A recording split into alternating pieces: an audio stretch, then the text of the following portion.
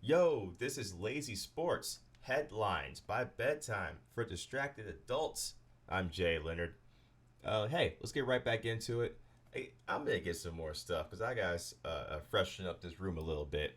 But you know what? Let's open up for business. I'm just gonna talk real quick about the Packers.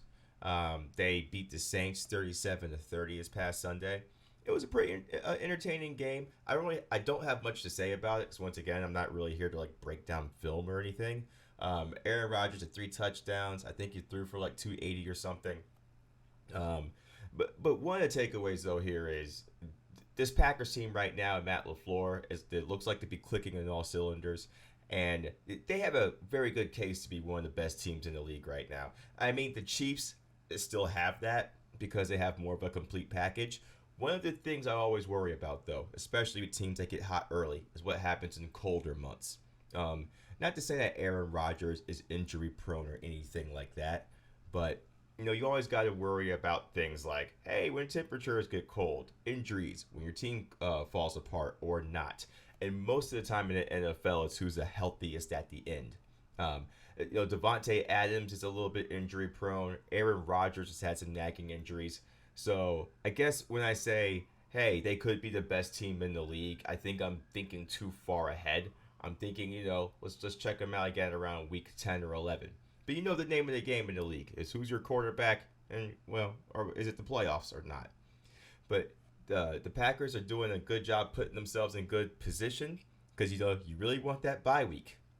But they took care of business down in New Orleans. The Saints are really missing Michael Thomas because Drew Brees is, I'm not saying an afterthought. I just think Drew Brees is the third cog in that offense. Normally it goes quarterback, then whomever else. But that for the Saints, it's really starting around Kamara, which is fine if that's the game plan. However, Breeze either needs reliable targets. It's almost like he's afraid to throw to anybody else.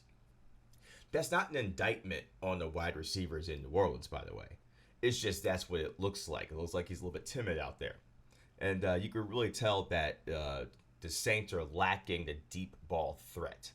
And that's not just to say that Michael Thomas is the only deep ball threat. It's just you have to have a quarterback that can routinely throw it 40 or 50-yard bombs, to have that threat be possible because it really opened up the run game. That's really all I have to say about that. Otherwise, Packers are looking really good. They're humming. I don't know. I didn't really watch that game.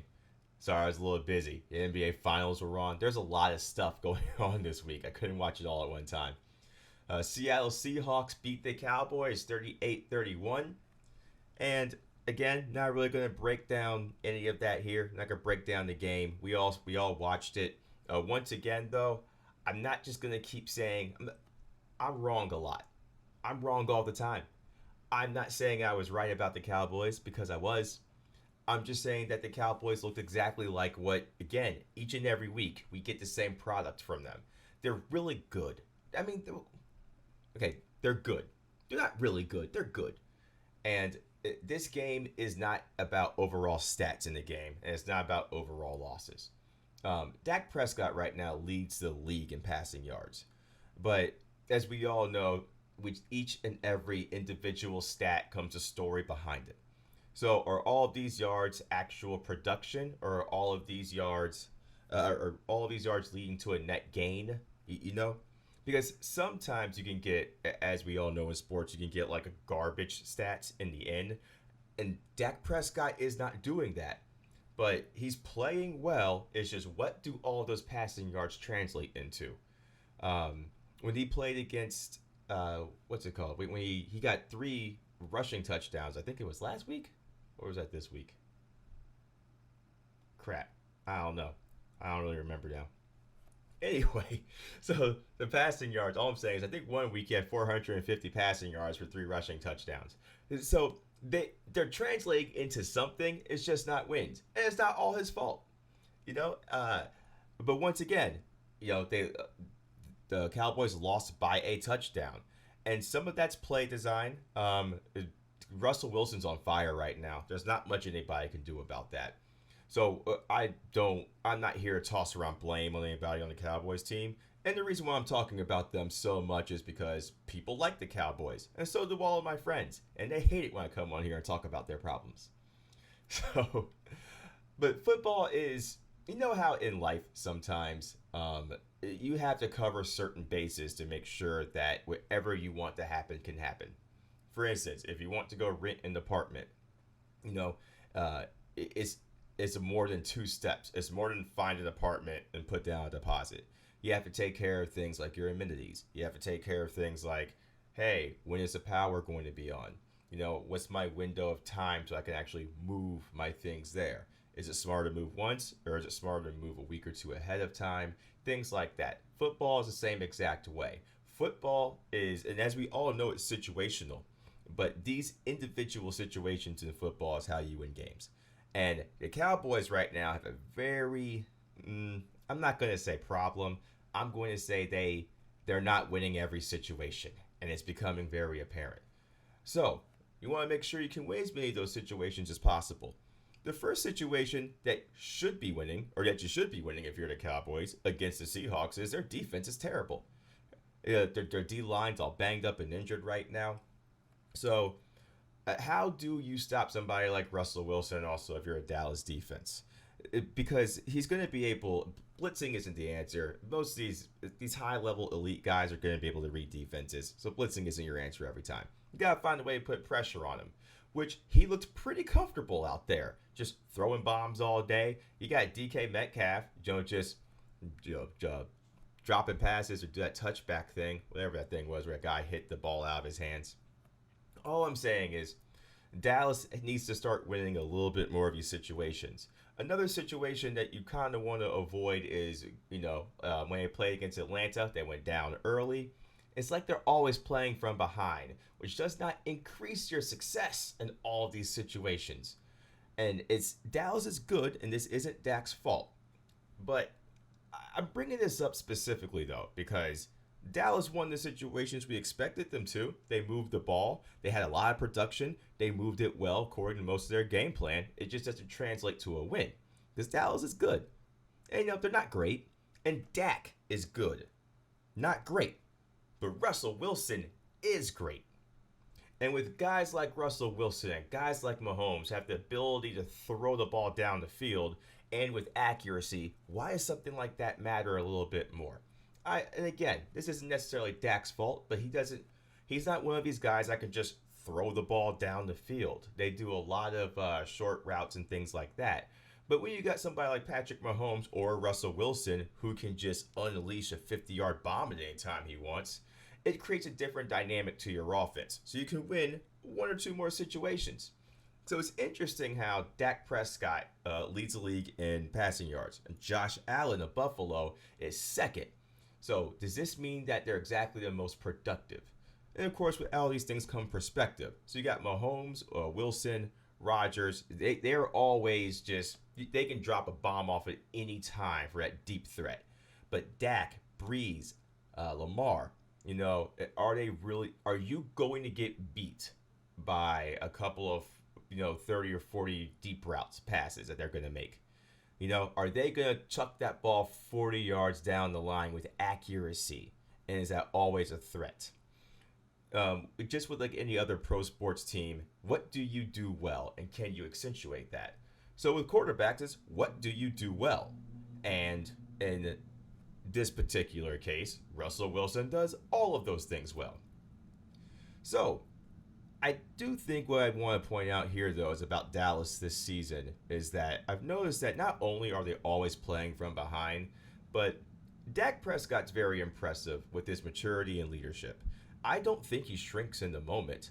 And when I criticize him not being able to, again, toss the ball down the field like that, or I talk about the last, or the thing I did last week, I was talking about the last series, that's not an indictment on his talent as a football player, as much as it is the game plan along with his talent that you can't accentuate so you can reach your maximum potential. And another way to make sure that you can reach your maximum potential is to make sure Dak isn't always behind. He's always playing from behind. How much is he playing from behind? Well, 126 of his 143 pass attempts are thrown when he's trailing in the game. And that's just for this season. So 126 of 143 passes he makes is when he's losing in the game. Now, in 2019, last year, 331 of 596 passes were made when he was losing in a game. So that's not tying and that's not leading. That's 56% of last year. For Patrick Mahomes last year, it was 30%. All I'm saying is when you are losing, the way that you make those comeback is, you gotta make sure you push the ball forward by passing. It's not like you're gonna run the ball every play. You don't have that kind of time, which Dak has proven he's able to do. It's just I wonder what kind of quarterback he'd be if he was leading. With just 2 minutes left in the fourth, by the way, Dak has a 50% completion rate, which is good. It's just not great. It's not Russell Wilson who is great. And don't worry, I'm just saying that the Seahawks will eventually have to address their own holes themselves. Like that defense, that's a problem. I think Bruce Irvin, I don't know how long he's out for. The D line is like great value, like toilet paper. A lot of things are going to bust through that. And their offensive line is marginal at best. And I mean, seriously, how many teams do you think Greg Olsen is going to be viable on? Russell Wilson makes all these things work because he's Russell Wilson. That's what great quarterbacks do. Aaron Rodgers can do the same thing. So I think it's important to say that Russell Wilson makes things work in spite of his limitations. And that's what this game against Dallas, I think, is showing here. I mean, the edge for the Seahawks goes a quarterback. You could say wide receiver core is either equal, or you could say it's better for the Seahawks. But I mean, I'm not here to really talk about that. I'm just pointing these things out because Dallas is talented in almost every other aspect of the game besides quarterback when it comes to the Seahawks. So Russell Wilson works in spite of his limitations. Meanwhile, Dak and the Cowboys are always defined by theirs.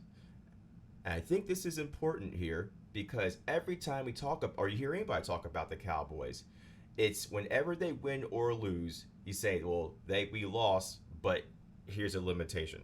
Or we won in spite of this limitation.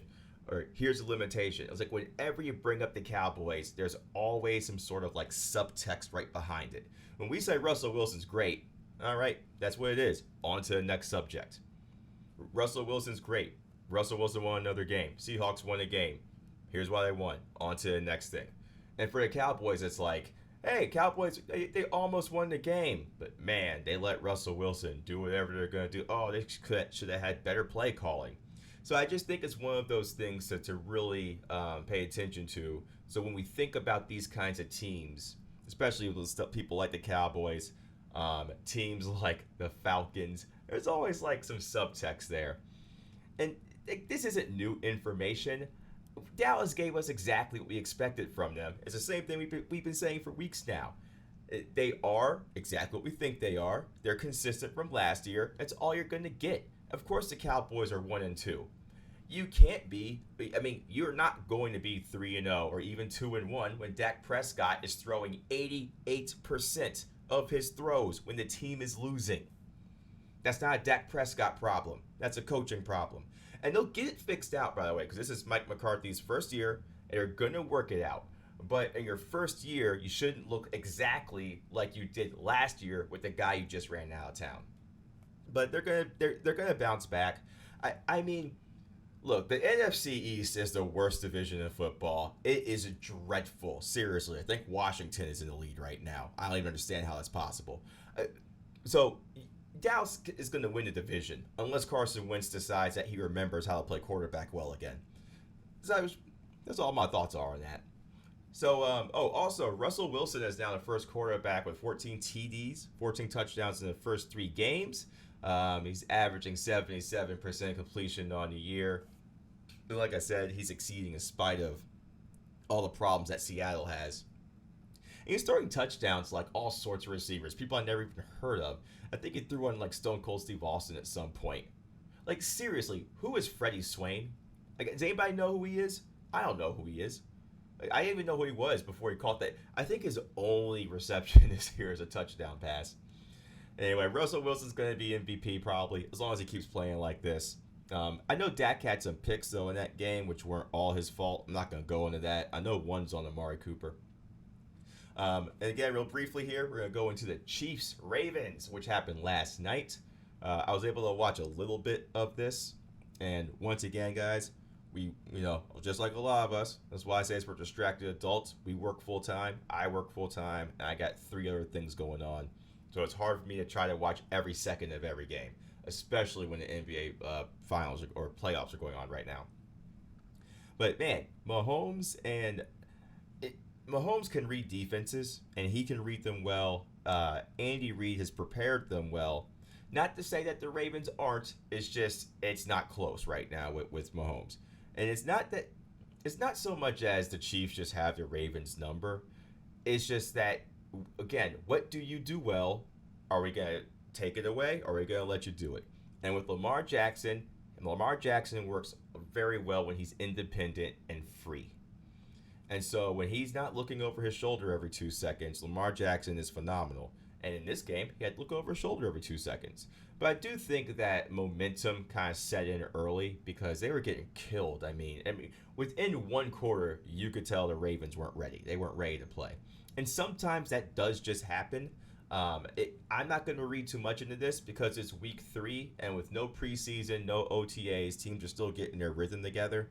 It's hard to read into what a team's identity is right now besides what they were last year. And the Ravens are still looking a little bit like last year, which is fine. But so, how do you stop somebody like Mahomes, especially in this situation? So when the Ravens tried to blitz him, here's an interesting stat here. Mahomes went 17 of 20 on his pass completions for 3 touchdowns, had 156 quarterback rating, and that was against the blitz. And the Ravens are pretty good at that. Also, something of note. So, first downs. Chiefs had a total of 29 to Ravens 16, and third down conversions, which is always when I look at stat lines, I look at third down conversions to see who's executing because that shows that you have a good game plan. So if you can execute on third down consistently, that's a good game plan. You guys normally know what you're doing. I mean, like 90% of the time, you're going to be winning games with a high third down conversion rate, or at least better than the other team. But Chiefs went 10 for 13. Ravens went 3 for 9. Other interesting thing about that is they both had one turnover. But, I mean, there's not much to say about that game, really, to me. Chiefs won. They won convincingly. Lamar Jackson now is 0-3 against the Chiefs, but he's 21-1 against everybody else. I know. It was weird. Another random thing, I'm not going into this game either. Nick Foles, who pretty good. I mean, he's all right. I mean, he won a Super Bowl. Great comeback against the Falcons with 16 points down, 3 touchdowns. All I'm going to say is, again, what's your identity? And right now, Falcons' identity is blowing every lead ever. That's completely normal for them. So, okay. Lakers in the Heat. So, Game 1 NBA Finals begins tomorrow. Nothing new here. LeBron is back in the NBA Finals. And you guys know me. I'm a LeBron homer. So, don't worry. I'm not going to gloat or anything. I just want to say a few things. I like seeing who like the top 4 or 5 players are on the basketball court in a series. Because it lets you know the set of the tone. Or it lets you know the tone of the game or tone of the series. For instance, you need stars to win, as we talked about a few weeks ago, and what is around those stars. So, number 1, LeBron. Number 2, Anthony Davis. Number 3, Jimmy Butler. Number 4, Bam Adebayo. Hope I said his name correctly. And number 5, LeBron. I'm counting him twice. I'm just saying, look, 5 through 10 is interchangeable. It doesn't matter. What I'm looking for here is one of the things that's going to decide the series, in my opinion, here is just who is going. There's only one Bam, and are you going to do the zone? I don't think the zone's possible. How do you beat the zone? You drive in, you kick out, or you pound the lane, as we keep talking about here. So Bam's going to probably guard Anthony Davis since he's a better defender, but who's going to guard Dwight Howard? Let me remind you what Dwight Howard's been doing in these playoff series. In Game 4 against the Nuggets, Dwight Howard by himself had more second chance points than the entire Nuggets team. The Lakers are leading right now in the playoffs in offensive rebounds. Now, the Heat also are a very good offensive rebounding team.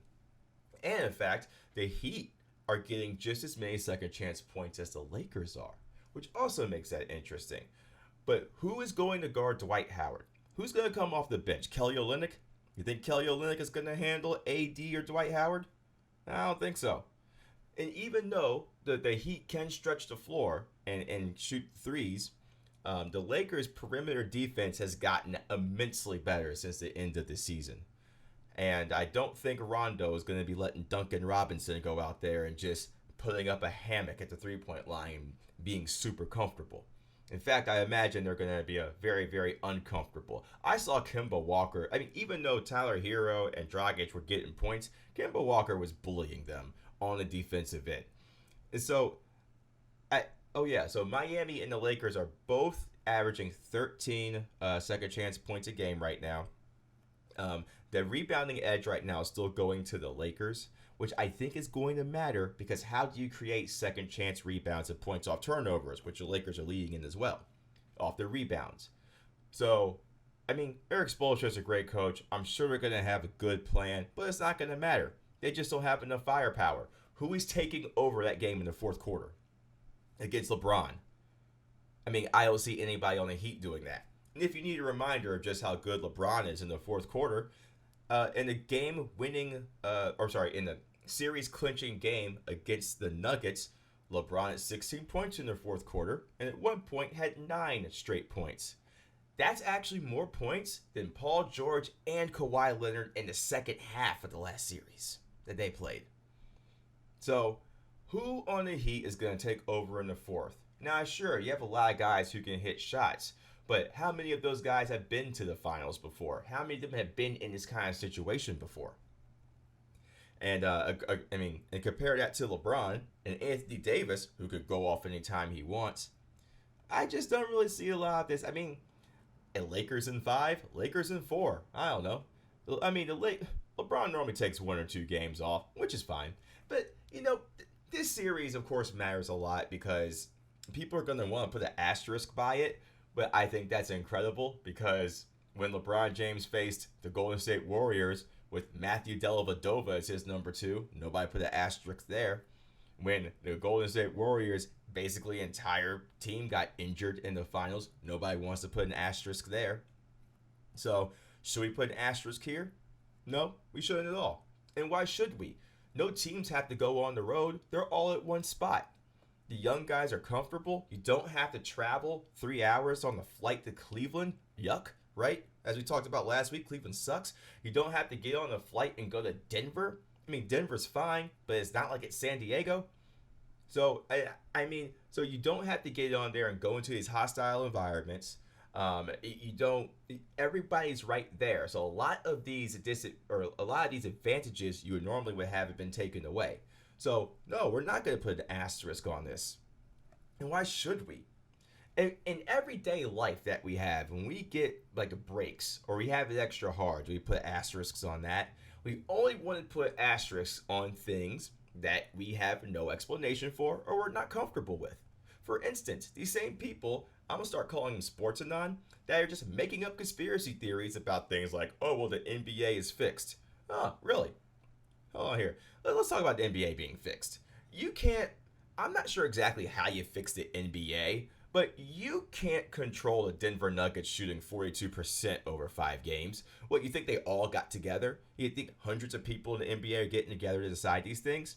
I don't think so. You want to talk about some conspiracies and fixes? I got some for you. Let's talk about LeBron and the MVP. Okay, Giannis won the MVP, fine, whatever. He can deserve it, whatever. But LeBron's the MVP every year because let's talk about these conspiracies. So, can you imagine how angry Kobe Bryant was from like the years of 2006 to like 2011? He probably should have been MVP every year. LeBron got robbed in the same way that Jordan got robbed. And now the Bucks have more wins, fine, but total wins don't decide your value. Because just because you have more wins doesn't make you better. And we know that's true because when Westbrook won the MVP, he only won it because of a triple-double, and the writers felt bad that Kevin Durant left. Historically, though, you're supposed to be in the top 5 wins of your league. All right, fine. So there are a few people, if they want this year, they can be MVP that people can make arguments for, like Giannis or Chris Paul. I don't know. Let's make an argument for Denver's head coach Mike Malone. He did a great job this year. Seems to be pretty valuable to me. How about Toronto's head coach, Nick Nurse? Seems pretty valuable to me. Let's go back to 2013 when LeBron, and then if you want to talk about conspiracies, how LeBron lost another award. 2013 Defensive Player of the Year. LeBron got 25 first place votes for Defensive First Team. Marc Gasol, who won Defensive Player of the Year, got 5. So, the all defensive first team, LeBron got 25 votes, was on it. He finished second place for Defensive Player of the Year. Do you want to know where Marc Gasol finished? On the second place defensive team. So Marc Gasol, who won Defensive Player of the Year, didn't even make the NBA first defensive team. And LeBron James didn't win Defensive Player of the Year that year. If we're going to talk about conspiracies, let's make sure we bring up a few of those. 2018, LeBron didn't win the MVP and James Harden did. So we go talk about the teammates and all that other crap right there. Sure, LeBron had Kevin Love and Kyrie, but James Harden had Chris Paul, Clint Capella, and we look at individual stats. LeBron played 10 more games than Harden, and we look at head-to-head stats for a total year. Points, LeBron at more. Rebounds, LeBron at more. Assists, LeBron at more. Field goal percentage, LeBron's is better. Minutes, LeBron at more. Triple doubles, since that matters because of Russell Westbrook, because you guys said that mattered. LeBron had more. It shouldn't matter, but it does. But hey, James Harden did have a better 3-point percentage than LeBron. Well, they sort of did. They both had 37%. Well, James Harden got more steals than LeBron. James had 126 steals and LeBron had 116. But hey, that's 10 more steals. So you know what? I guess that's totally worthy of getting that MVP right there. I guess so. James Harden also edged out LeBron by 0.8 in PER, but you guys kind of get what I'm saying here. I'm not saying anybody that thinks that James Harden's on equal footing as LeBron James also has to remember that James Harden's usage rate is 36 and LeBron's is 31, because that means that the ball is in James Harden's hands a lot more. So, how on earth is your team? Okay, so you're the Rockets. Your team isn't as good as Cleveland's. You're not leading in points. You're not leading in rebounds. You're not leading in assists. You're not leading in field goal percentage. You don't play as many games. You don't play as many minutes. You have the ball in your hands more turnovers. You get the MVP over the other guy. Right. If we were going to talk about things being fixed. 2011 MVP. Derrick Rose won that one. Remember when he was good? Bulls, okay, they had more wins than LeBron's Heat, but once again, let's look at the stats here, because again, Russell Westbrook won at like 47 wins. So let's look at the stats here.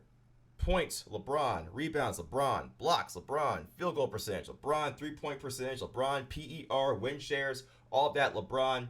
I mean, Derrick Rose did get more assists per game by 0.7.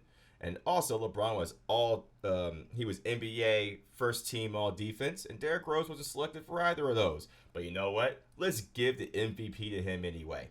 So if we're going to talk about things being fixed, let's talk about that. These rewards are ridiculous anyway. I don't even know why anybody cares. I mean, I get why people care, because you get more money, and we all like to put definitive titles on things. But if you think for 1 second that LeBron James isn't the MVP almost every year, then something is wrong with the way that your realism works in your head.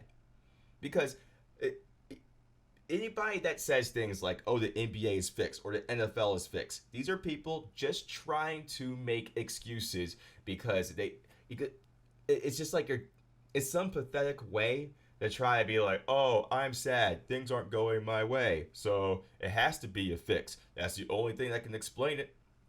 Yeah, instead of doing that, just accept it and then just complain about it if you don't like it, like I do. I complain about everything. Look, even when things are going my way, I complain about them. But that's what I do. I like sports, so naturally I complain, right? Take a quick break, or take a quick not a break. I'm just gonna take a quick sip of this water. Mm.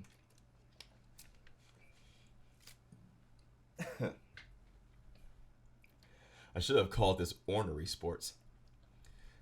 Um, oh, just because I want to make a note of this, the Major League Baseball playoffs are set. Twins, Astros, White Sox, Athletics, Blue Jays, Tampa Rays, Yankees, and Indians are in it. I'm not gonna watch the World Series. I decided because I don't care.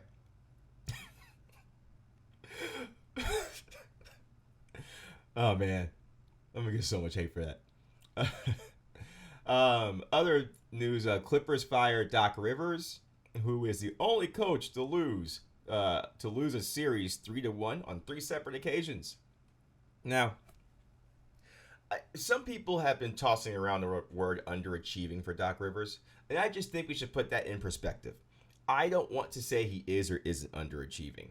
Did the Clippers underachieve this year? Sure. Because, I mean, whether you over or underachieve all depends on where your expectations are. And Steve Ballmer thought it was championship or bust. So since that's Steve Ballmer is a Clippers owner, so since that's where the expectations were, yeah, we can say underachieved.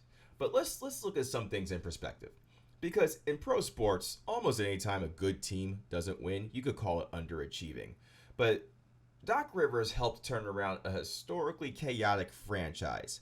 And he had Donald Sterling, who was the owner at the time, he took that team and turned it into a perennial contender. Donald Sterling's a horrible owner. And I wouldn't necessarily call that underachieving if you could turn all those things around. And it's not just by the way that Sterling left. For decades, we know that Sterling was cheap and he was grumpy and he was dysfunctional. He was ornery. He didn't want to pay for anything. That's just the way he ran the team, which is why they were horrible for so long. But Doc Rivers got there, dealt with that, dealt with a little bit of scandal, and of course he's one of the nicest people in the league, and everyone loved him. And then he helped turn that team into a perennial contender because I think he became the president of the basketball operations, as well as being the head coach. He somehow kept everybody from revolting against Chris Paul, who, for those of you that don't know, Chris Paul is very hard to get along with in the locker room. And even though they underachieved in the playoffs a lot, Chris Paul and Blake Griffin got injured a lot, basically all the time. And you're in the West. And again, this can all sound like excuses. I'm not making excuses. I'm just trying to give perspective on what we consider over or underachieving. Now, for this year, like I said, yeah, we can definitely say they underachieved. But let's just take a look at the Clippers since Doc has been there, just with their playoff exits. And we're going to start with this year and work our way back. So this year, they lost to the Nuggets in a 7-game series where they played like crap. And once again, it can't be a fix if you're up 3-1 in a series. You're in game 5 and you're winning by 16 or I think 18, 16 or 18, and you blow that lead. And in game 6, you're up by 16, you blow that lead, and then you come out game 7 and you suck. Is that really fixing? You think all those guys out there are all on the same page? To be like, oh, let's make it easier for LeBron. No, because people only complain about the league being fixed when it's LeBron and nobody else. You never hear people being like, oh man, Kevin Garnett in 2004 made it to a Western Conference Finals. Yeah, the league is fixed. You don't hear anybody say, oh man, the 1995 Chicago Bulls with Michael Jordan lost to Orlando Magic. Yeah, that happened. For those of you guys who don't know, it must be fixed. You don't hear anybody say that kind of stuff besides diehard Bulls fans. Sorry. That just really gets on my nerves. Okay, 2019, Clippers lost to Denver in the second round. I'm sorry, 2019, they lost to the Warriors in their first round. They weren't going to beat that team. They had Kevin Durant on it. 2018, they didn't make the playoffs because this was the year that they traded Chris Paul, and they got a whole bunch of scrubs, so I don't remember whose names they are. I think Danilo Gallinari was in that trade. I don't know. 2017, they lost to the Jazz in the first round. Who was on that Jazz team? Once again, doesn't matter. 2016, they lost to the Blazers in their first round. 2015, lost to Houston in the second. 2014, lost to the Thunder. So, is all that underachieving? It could be. I mean, the Lob City was not going to beat the Warriors. That just wasn't happening. So, in my opinion, that's not necessarily underachieving. It just wasn't going to happen. And for this year, yeah, we all thought the Clippers were going to be good and win. But that was because Kawhi Leonard's impact on the floor was overhyped. We all know Paul George was a two, and he wasn't much better than that. So that reality had been set in most of us, at least for what I can tell from your sports analysts, the people that you talk to about sports and watching on the court. But Kawhi Leonard's impact on the game was overhyped. So is Doc Rivers, did he underachieve? I would still say no. Did he underachieve this year? Yes. Was it a good time to fire him? I don't know. Would I have done it? Yes. Sometimes it's just time. And if Kawhi Leonard wanted to keep Doc Rivers, he'd still be there. Kawhi Leonard probably was okay with them trying a different direction, but also if you're going to do that kind of thing, what's your backup plan? So, for instance, would I fire Doc Rivers? If I had a good backup plan, I don't know what that plan is, but I know it's been reported already that they're interested in Ty Lue, Jeff Van Gundy. So if I didn't have another person I wanted to bring in that was going to be immediately impactful, then I would not do it. It's the same thing with your quarterback in the NFL. When you want to bench a guy or you want to get rid of a guy, who are you going to bring in to back that guy up? It's like with Dak Prescott. Pay the man. Who else are you going to get? What's your backup plan? So it's the same thing with the Clippers. You don't have all day.